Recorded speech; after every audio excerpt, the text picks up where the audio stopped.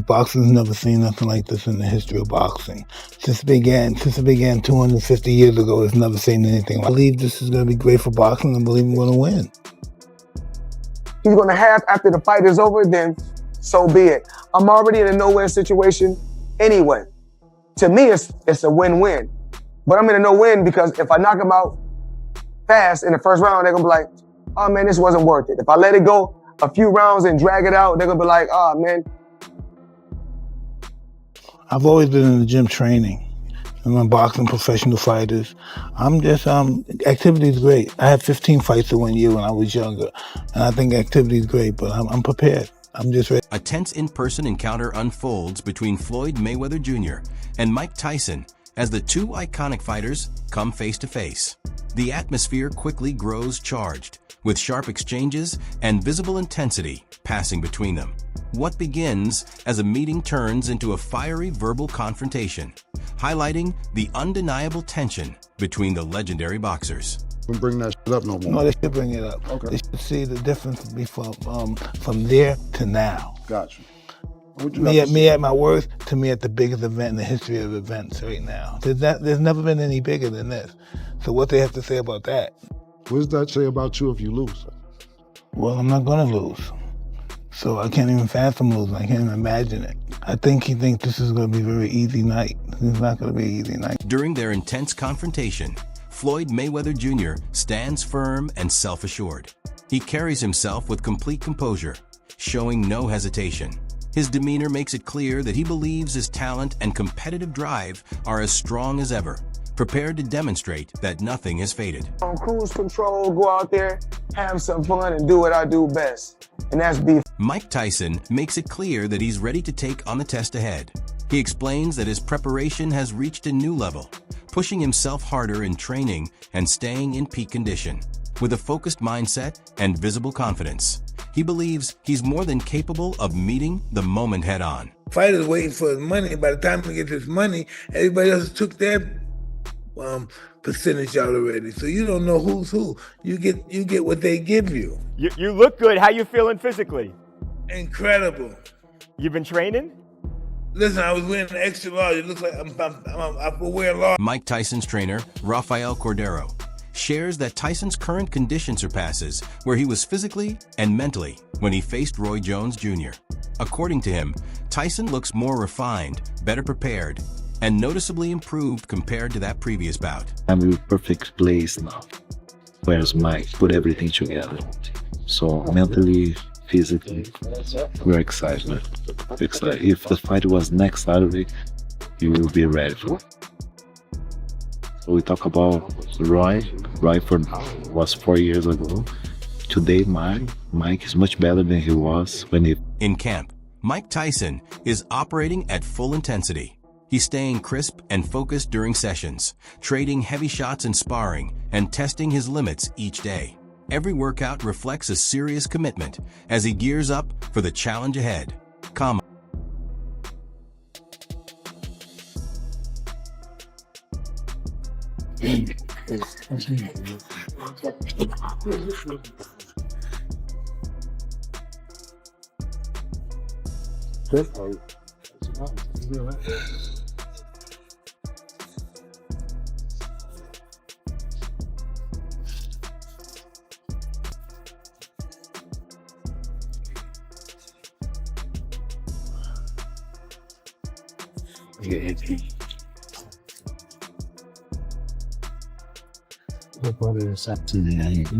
Okay. Calm, be right. Good. Round one. Oh, feel. Cut the ring. Exactly. Cut the ring. Exactly. Jeff Mayweather explains that Floyd Mayweather Jr. has long embraced being cast as the antagonist. He adds that stepping into the ring with Mike Tyson would put Mayweather's legacy to the test, while also giving him another opportunity to display the self-belief and technical ability that define his career. It's easy because Floyd always was the bad guy. Once again, he's gonna be the bad guy. And I think that if there's any way to try to remove his O. Meanwhile, Tony Jeffries commented that Floyd Mayweather Jr. is motivated by personal pride in making his comeback. He suggested that Mayweather struggles with being pushed out of the spotlight, particularly following the attention surrounding Mike Tyson's matchup with Jake Paul. As much money as we can while we can, and then get out of the sport. But with these two, they're multi-millionaires. And I want to get into the tail of the tape and talk about exactly the records and all of that stuff with it. But first, I just want to say, I believe that these are doing this for different things. Mike Tyson is doing it purely for the money. Purely for the money. Floyd is doing it for the money as well, but also, I believe Floyd's doing it for that limelight. You've seen the numbers that Mike Tyson, Jake Paul got, and I think this is the most viewed fight of all time, Mike Tyson, Jake Paul. I might be wrong in saying that, but I'm sure it was. It was hosted on Netflix, and Floyd's been one in the past with his ego that he wants to just, be in that limelight all the time. And when you're not in the limelight all the time, you... Inside training camp, Floyd Mayweather Jr. is putting in serious work. His movements are crisp and fluid, showcasing impressive quickness and footwork. He appears refreshed and energetic, flashing the same timing and accuracy that once set him apart at the height of his career.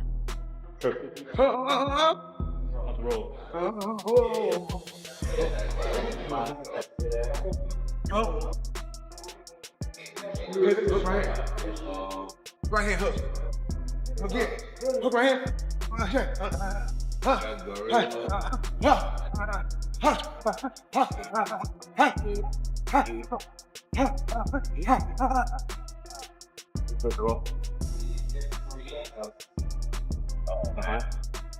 Slide and prop.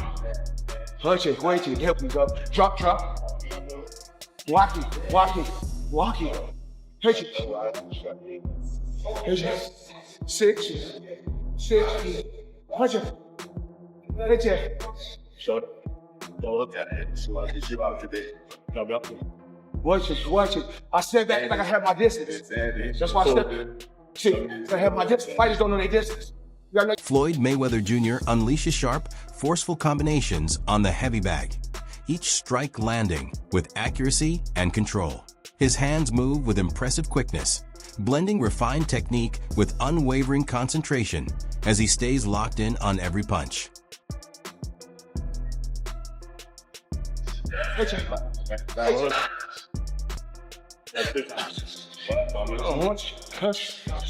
Again, touch the down. Hit it.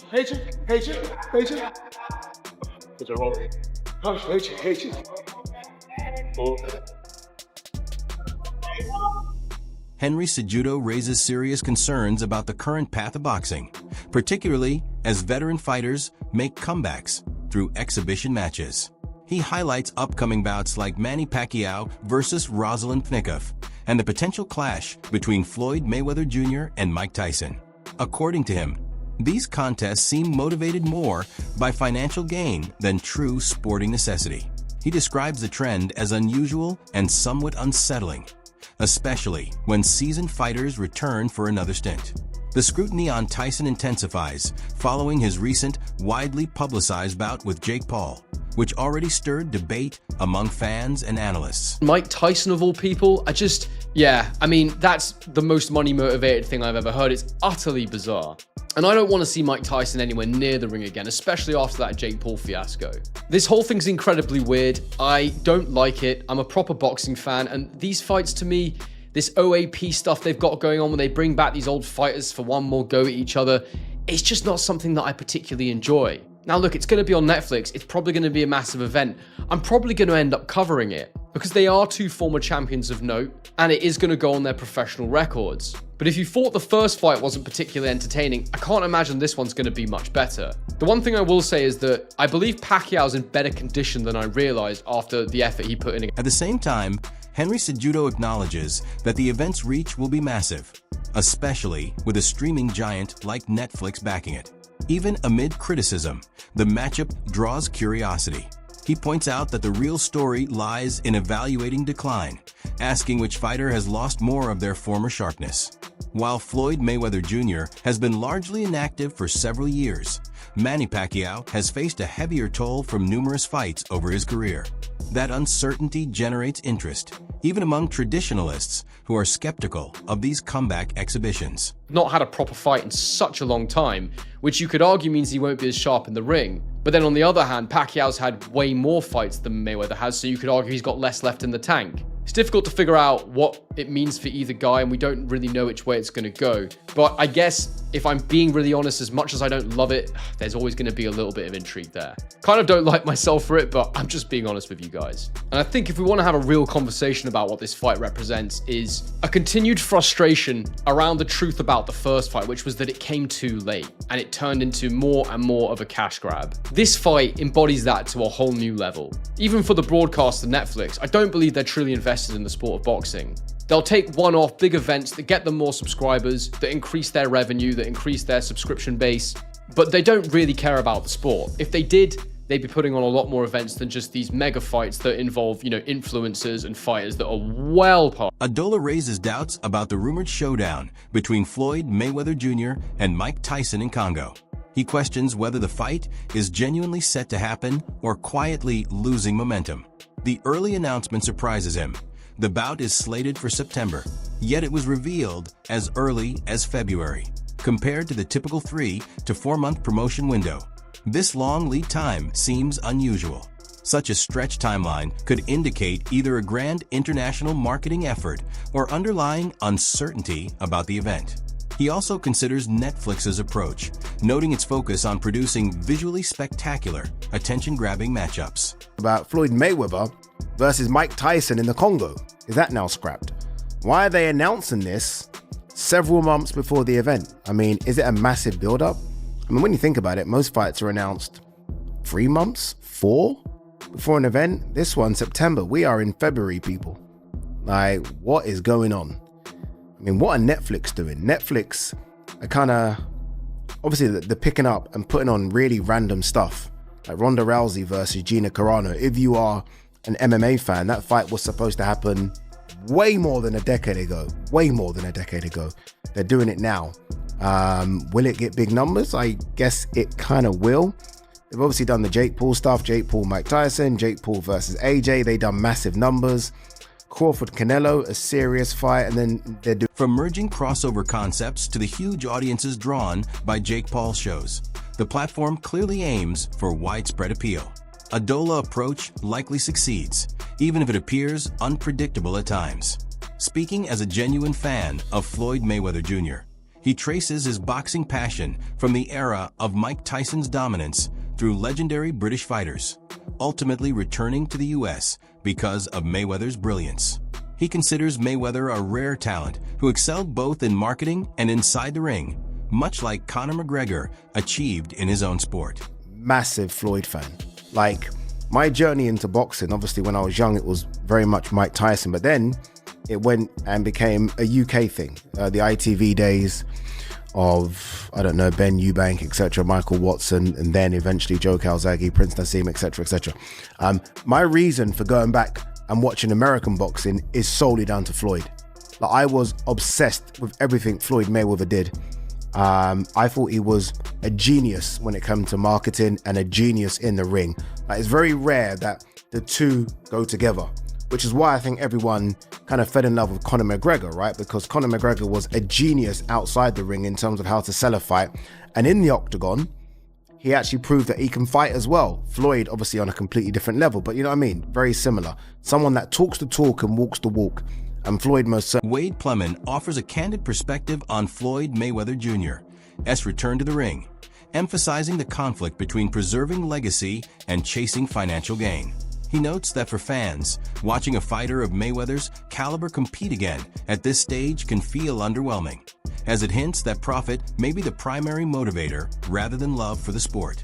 Longtime followers, he says, often experience unease knowing that such an iconic career risks being framed by earnings instead of pure athletic accomplishment. Mayweather had financial troubles because of the money he owed to the IRS, because of the terrible business and real estate investments that he's made, and apparently Some of these have gone under, and he is owed back rent, or he is owing back rent, and he is delinquent on a lot of payments for a lot of different things right now. These things seem to have added up for Floyd, and now it's pretty apparent that not only is he doing these, bank robbery style exhibitions, but it looks like he absolutely needs to do it, which is very, very sad. Listen, I'm not the biggest fan of Floyd Mayweather as an individual outside of the ring, but I never want to see athletes have their money mismanaged or mismanage their own money so badly that they go broke in retirement, and it looks like that's kind of what's happening. And here's a snippet from Business Insider because it made me want to pay for the entire. Despite widespread media chatter about Floyd Mayweather Jr.'s finances,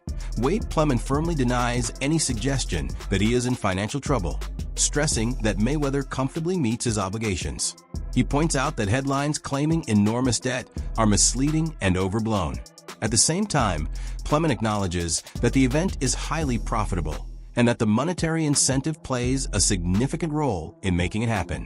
While some might see this as purely commercial or even disappointing, he frames it as a strategic decision, one that aligns Mayweather's enduring competitive drive with the realities of opportunity. To him, the matchup serves both as a spectacle for fans and as a showcase of Mayweather's skillful career and brand management. Nice is any kind of financial distress, but the headlines aren't slowing down. $54 million alleged dollars in debt. So it makes sense why they would want to do this, and it's strictly for money. Let's be honest. This is a clear money grab, but this is going to be a terrible fight. This is not going to be a fight that anyone outside of watching Mike Tyson walk to the ring and the idea that maybe he'll knock out the little guy in Floyd that Tyson for a long time didn't like. For a long time called Floyd a small little angry man or a small little scared man because he couldn't walk his kids to school by himself, mainly because Floyd had, he kind of disrespected Muhammad Ali, who was Mike Tyson's favorite fighter and one that he would never put himself above. But Mike's 60 years old.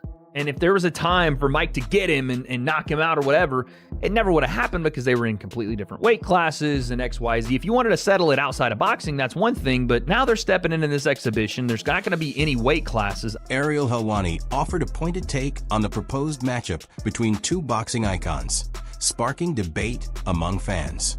He questions the necessity of the fight, expressing doubt over the value of bringing veteran fighters back at this stage of their careers.